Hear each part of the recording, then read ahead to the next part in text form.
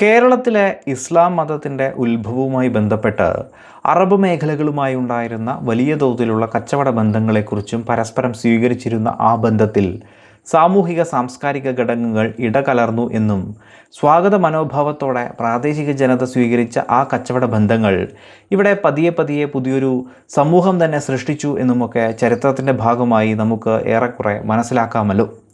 മാപ്പിള എന്ന പദം പോലും അത്തരമൊരു ചരിത്ര സാക്ഷ്യം നമുക്ക് മുന്നിൽ നൽകുന്നുണ്ട്.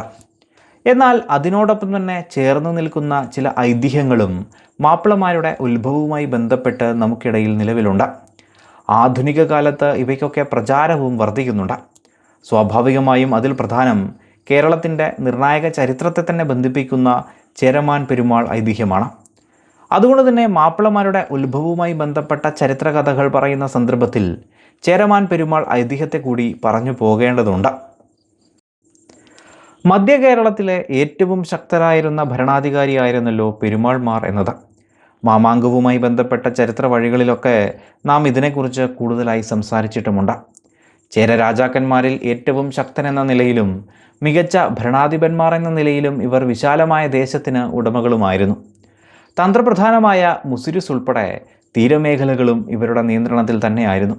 പൊതുവിൽ പണ്ടുകാലത്ത് കേരളമാകുന്ന ദേശം ഒട്ടനവധി ദേശങ്ങളായി അഥവാ നാടുവാഴി ദേശങ്ങളായി മാറുകയും അവരുടെയൊക്കെ രാജാവായി ചേര രാജാക്കന്മാർ നിലകൊള്ളുകയും ചെയ്തു. കേരളത്തിലെ ഭരണ സംവിധാനം താറുമാറായപ്പോൾ പുറത്തുനിന്ന് കേരളത്തിൻ്റെ ഭരണാധിപനാവാൻ ക്ഷണിക്കുകയും അപ്രകാരം പെരുമാൾ ഭരണം ആരംഭിച്ചു എന്നും തുടക്കത്തിൽ ഓരോ രാജാവിനും 12 വർഷത്തെ ഭരണ കാലയളവ് ആണ് ഉണ്ടായിരുന്നത് എന്നുമൊക്കെ നാം ചരിത്ര വഴികളിൽ കേൾക്കാറുള്ളതാണ്. ഈ രീതിയിലല്ല എന്ന് വാദിക്കുന്നവരെയുമൊക്കെ നമുക്ക് കാണാം. ഏതായാലും തുടക്കത്തിൽ 12 വർഷത്തെ കാലാവധിയിലേക്കാണ് ഇവർ നിയമിതരായത് എങ്കിലും പിന്നീട് ദീർഘകാലം ഭരണം തുടർന്നു. പിന്നീട് കൃത്യമായ കാലഘട്ടമൊന്നും ലഭ്യമല്ലെങ്കിലും 9നും 12ാം നൂറ്റാണ്ടിൻ്റെ ഇടയിലുള്ള ഏതെങ്കിലും ഒരു ഘട്ടത്തിൽ അവസാനത്തെ ഭരണാധികാരിയായ ചേരമാൻ പെരുമാൾ ഈ വംശഭരണത്തിന് അറുതി വരുത്തുകയും അതോടെ കേരളത്തിൻ്റെ മേഖലകളിൽ ഒട്ടനവധി ചെറിയ രാജ്യങ്ങൾ ഉടലെടുത്തു എന്നതുമാണ് ചരിത്ര വഴികളിൽ നാം കേൾക്കാറുള്ളത്. കേരളത്തിൻ്റെ ചരിത്രം പഠിക്കുന്ന സന്ദർഭത്തിൽ നാം കേൾക്കാറുള്ള കേരളത്തിലെ രാജ്യങ്ങളൊക്കെയും ഇങ്ങനെ രൂപപ്പെട്ടവയാണ്. എന്നാൽ ചേരമാൻ പെരുമാൾ ഐതിഹ്യമനുസരിച്ച് ഈ രാജവംശത്തിലെ അവസാന പ്രതിനിധി മറ്റൊരു മതം തന്നെ സ്വീകരിക്കുകയും ആ സമയത്ത് തൻ്റെ അധികാരം അയൽരാജ്യങ്ങളിലെ രാജാക്കന്മാർക്കായി വിഭജിച്ച് നൽകുകയും ചെയ്തു എന്നതാണ്. പിന്നീട് അദ്ദേഹം ഹിന്ദുമതത്തിലെ മറ്റൊരു ശാഖയിലേക്കോ ബുദ്ധമതത്തിലേക്കോ ക്രിസ്തുമതത്തിലേക്കോ പരിവർത്തനം ചെയ്തു എന്ന് ചിലർ കരുതുന്നു. എന്നാൽ ചിലർ രാജാവ് ഇസ്ലാം മതത്തിലേക്കാണ് പരിവർത്തനം ചെയ്തതെന്ന വാദത്തിനാണ് പ്രാധാന്യം നൽകിയത്. മാപ്പിളമാരും ഈ ഒരു വിശ്വാസമാണ് കാത്തു സൂക്ഷിക്കുന്നത്. ഈ ഒരു ഐതിഹ്യത്തിന് തന്നെ പല രൂപങ്ങളുണ്ടെന്ന് ആദ്യമേ തന്നെ പറഞ്ഞുകൊള്ളട്ടെ. മാപ്പിളമാർക്കിടയിൽ പ്രചാരത്തിലുള്ള ഐതിഹ്യത്തിൻ്റെ ഈ ഒരു ഭാഗം ഇവിടെ പറയാം. കൊടുങ്ങല്ലൂരിൽ ഭരണം നടത്തിയിരുന്ന ചേരമാൻ പെരുമാൾ ഒരു അത്യപൂർവ സ്വപ്നം കാണുകയാണ്. ചന്ദ്രൻ രണ്ടായി പിളരുകയും ഒരു പകുതി ആകാശത്ത് തുടരുമ്പോൾ മറുപകുതി ഭൂമിയിൽ വീഴുന്നു. പിന്നീട് ഈ 2 ഭാഗങ്ങളും വീണ്ടും യോജിക്കുകയും ചന്ദ്രൻ അസ്തമിക്കുകയും ചെയ്യുന്നു. മാസങ്ങൾക്ക് ശേഷം ശ്രീലങ്കയിലെ ആദം മലയിലുള്ള പ്രവാചക പാദചിഹ്നം സന്ദർശിക്കാൻ പോവുകയായിരുന്ന ഒരു സംഘം മുസ്ലിം തീർത്ഥാടകർ വഴിമധ്യേ കൊടുങ്ങല്ലൂരിൽ തങ്ങുകയുണ്ടായി. പെരുമാളിനെ കണ്ട ഈ സംഘം അവിടെ വച്ച് മുഹമ്മദ് നബി ചന്ദ്രനെ പിളർത്തുന്ന അത്ഭുതം കാണിച്ച് അവിശ്വാസികളെ മതത്തിലേക്ക് കൊണ്ടുവന്ന കഥ വിവരിച്ചത്രേ. ഈ ഒരു അനുഭവത്തിൻ്റെ പുറത്ത് മുസ്ലിമാകാൻ തീരുമാനിച്ച പെരുമാൾ തീർത്ഥാടകർ തിരിച്ചു പോകുമ്പോൾ അവർക്കൊപ്പം പോകാൻ രഹസ്യമായി തീരുമാനിക്കുകയുണ്ടായി. തൻ്റെ രാജ്യത്തെ ഭരണകാര്യങ്ങളും പദവികളുമൊക്കെ വിവിധ പ്രാദേശിക രാജാക്കന്മാർക്കായി രേഖാമൂലം അദ്ദേഹം വിഭജിച്ച് നൽകുകയും യാത്രയ്ക്കപ്പുറം താൻ തിരികെ വരുമെന്ന ധാരണ നൽകിക്കൊണ്ട് അദ്ദേഹം അറേബ്യയിലേക്ക് യാത്ര തിരിക്കുകയും ചെയ്തു. അപ്രകാരം അവിടെ താമസമാക്കിയ അദ്ദേഹം തൻ്റെ പേര് അബ്ദുൾ റഹ്മാൻ സാമുരി എന്ന് മാറ്റി. തൻ്റെ പുതിയ മതത്തിനായി മലബാറിൽ പള്ളികൾ സ്ഥാപിക്കണമെന്ന് അദ്ദേഹം ആഗ്രഹിക്കുകയും അതിനായി നടപടികളുമൊക്കെ എടുത്തത്രേ. എന്നാൽ ഇതിനിടയിൽ രോഗബാധിതനായ പെരുമാൾ തൻ്റെ സഹയാത്രികരോട് ഇസ്ലാം പ്രചരിപ്പിക്കാനായി കേരളത്തിലേക്ക് പോകാൻ അഭ്യർത്ഥിച്ചത്രേ. മലബാറിലെ രാജാക്കന്മാർക്ക് തൻ്റെ ദൂതന്മാരെ സ്വീകരിക്കാനും പള്ളികൾക്കായി സ്ഥലം നൽകാനും അവ പരിപാലിക്കാനുള്ള നിർദ്ദേശങ്ങളും ഉൾപ്പെടുത്തിയുള്ള കത്തുകളും അദ്ദേഹം കൈമാറുകയുണ്ടായി. തൻ്റെ രോഗവിവരം രാജാക്കന്മാരെ അറിയിക്കരുതെന്ന് നിർദ്ദേശിച്ചതായും പറയുന്നു. സൈനുദ്ദീൻ മഖ്ദൂമിൻ്റെ രേഖകൾ പ്രകാരം AD 822 അറേബ്യൻ തീരത്തുള്ള സുഫാറിൽ വെച്ച് ചേരമാൻ പെരുമാൾ അന്തരിക്കുകയും അവിടെ തന്നെ അടക്കം ചെയ്യപ്പെടുകയും ചെയ്തു. അദ്ദേഹത്തിൻ്റെ നിർദ്ദേശാനുസരണം പ്രവർത്തിച്ച മിഷണറി സംഘത്തിന് നേതൃത്വം നൽകിയത് മാലിക് ഇബ്നു ദീനാർ എന്നാണ് പറയപ്പെടുന്നത്. പെരുമാളിൻ്റെ മരണശേഷം ചില നിഗമനങ്ങളനുസരിച്ച് 8 വർഷങ്ങൾക്കിപ്പുറം ഈ സംഘം മലബാറിലെത്തുകയും പെരുമാളിൻ്റെ കത്തുകൾ രാജാക്കന്മാർക്ക് കൈമാറുകയുമുണ്ടായി. രാജാവിൻ്റെ മരണവിവരം രഹസ്യമാക്കി വെച്ച ഈ സംഘം നാട്ടിലെങ്ങും സഞ്ചരിച്ച് മതം പ്രചരിപ്പിക്കുകയും 9 പള്ളികൾ ഇവിടെ സ്ഥാപിക്കുകയും ചെയ്തത്രേ. ഒടുവിൽ ഓരോ പള്ളിക്കും ഓരോ ഖാസിയെ നിയമിച്ച ശേഷം മാലിക് ഇബ്നു ദിനാർ അറേബ്യയിലേക്ക് മടങ്ങുകയുമുണ്ടായി. ഈ ഐതിഹ്യത്തിൻ്റെ മറ്റൊരു രൂപം എന്നത് പെരുമാൾ ചന്ദ്രൻ പിളരുന്ന സ്വപ്നം കാണുന്നത് പ്രവാചകൻ ആ അത്ഭുതം പ്രവർത്തിച്ച അതേ സമയത്താണെന്ന് വിശ്വസിക്കുന്ന രീതിയിലാണ്. അദ്ദേഹം യഥാക്രമം പിന്നീട് അറേബ്യയിൽ പോയി പ്രവാചകനെ കണ്ടതായും വിശ്വസിക്കുന്നു. അവിടെ വച്ച് പെരുമാൾ താജുദ്ദീൻ എന്ന പേര് സ്വീകരിക്കുകയും AD 624 മക്കയിൽ വെച്ച് അന്തരിച്ചു എന്നുമാണ് പറയുന്നത്. ഇവ ഇസ്ലാമിൻ്റെ പല മേഖലകളും വിശ്വസിച്ചു വരുന്നുണ്ട്.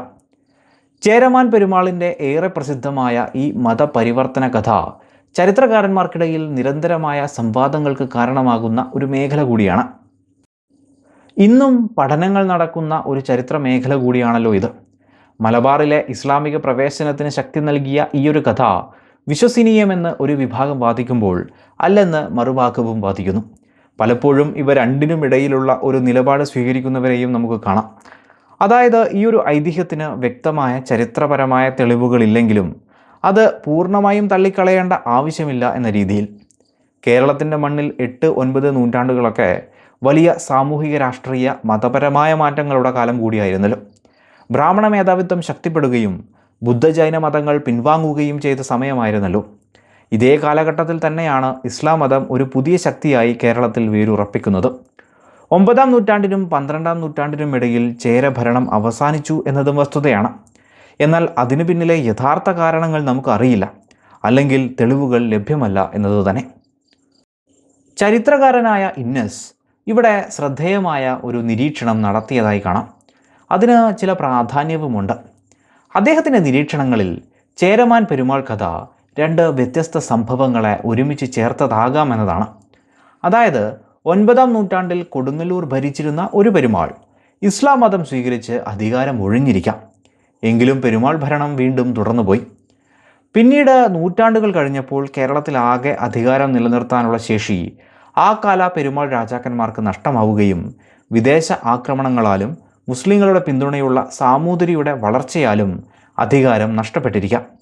ഏതായാലും ചേരമാൻ പെരുമാൾ ഐതിഹ്യത്തിന് പ്രസിദ്ധി ഏറെയാണ്. ഇസ്ലാമിന് മുന്നേ തന്നെ അറേബ്യയും കേരളവും തമ്മിൽ സമാധാനപരമായ വ്യാപാര സാമ്പത്തിക ബന്ധങ്ങൾ സൃഷ്ടിക്കപ്പെട്ടിരുന്നു എന്നതിൽ തർക്കമേതുമില്ല. അത്തരമൊരു സാഹചര്യത്തിൽ ഇസ്ലാം രൂപപ്പെട്ടതും വികാസം പ്രാപിച്ചതും നിലവിലുണ്ടായിരുന്ന അറബ് കോളനികളും പ്രാദേശിക ജനതയുടെ മതസഹിഷ്ണുതയുമൊക്കെ ഇസ്ലാമിന് കേരളത്തിൽ വളരാനുള്ള മണ്ണ് ഒരുക്കി. ഒരുപക്ഷെ ഏതെങ്കിലും മലയാള ഭരണാധികാരി മതപരിവർത്തനം നടത്തിയിട്ടുണ്ടെങ്കിൽ ആ വളർച്ചയ്ക്ക് വേഗതയും നൽകിയിരിക്കാം. ഇസ്ലാം വികസിച്ചതോടെ പാശ്ചാത്യ മേഖലകൾക്കും ഇന്ത്യൻ മേഖലകൾക്കും ഇടയിലെ ശക്തിയായി അറബ് മേഖല ഉയർന്നതോടെ വാണിജ്യ മേഖലകളുടെ നിയന്ത്രണം തന്നെ അറബ് മേഖലയുടെ കീഴിൽ വരികയും ഇസ്ലാം മേഖലകൾ കൂടുതൽ വികസിക്കുന്നതിനും കാരണമായി മാറി. യൂറോപ്യന്മാർ സമുദ്രമാർഗം പുതിയ പാത കണ്ടെത്തുന്നതുവരെയും അറബികളുടെ ഈ ഒരു ആധിപത്യം തുടർന്നു എന്നും കാണാവുന്നതാണ്. ഇന്ത്യയിലെ തന്നെ മറ്റു ഭാഗങ്ങളിലുള്ള പേർഷ്യൻ സ്വാധീനമൊക്കെയുള്ള ഇസ്ലാമിൽ നിന്നും മാപ്പിളമാർ വ്യത്യസ്തരായിരിക്കുന്നത് അവരുടെ നേരിട്ടുള്ള അറബ് ബന്ധം കൂടിയാണ്. ചുരുക്കത്തിൽ കേരളത്തിൻ്റെ മണ്ണിൽ പഴയകാലത്ത് ഇസ്ലാം മതം പ്രചരിച്ചത് അധിനിവേശത്തിലൂടെ ആയിരുന്നില്ല, പകരം നൂറ്റാണ്ടുകൾ പഴക്കമുള്ള സമാധാനപരമായ വ്യാപാര ബന്ധങ്ങളിലൂടെയും സാംസ്കാരികമായ കൈമാറ്റങ്ങളിലൂടെയുമാണ്. അറേബ്യൻ തീരങ്ങളിൽ നിന്ന് മൺസൂൺ കാറ്റേറിയെത്തിയ കച്ചവട ബന്ധങ്ങൾ തന്നെയാണ് മാപ്പിള സമൂഹത്തിൻ്റെ അടിസ്ഥാനം. അതിനിടയിൽ ചേരമാൻ പെരുമാൾ എന്ന ഭരണാധികാരിയുടെ മതപരിവർത്തനത്തെക്കുറിച്ചുള്ള ഐതിഹ്യങ്ങളും നിലനിൽക്കുന്നു എന്ന് മാത്രം. ഏതായാലും മാപ്പിളമാരുടെ ഭാഷയിലും മതത്തിലും സംസ്കാരത്തിലും അറേബ്യൻ ബന്ധം ചെലുത്തിയ സ്വാധീനം ഇന്ത്യയിലെ മറ്റ് മുസ്ലിം വിഭാഗങ്ങളെക്കാൾ എത്രയോ ആഴത്തിലുള്ളതാണ് എന്ന് പറഞ്ഞു വയ്ക്കാം.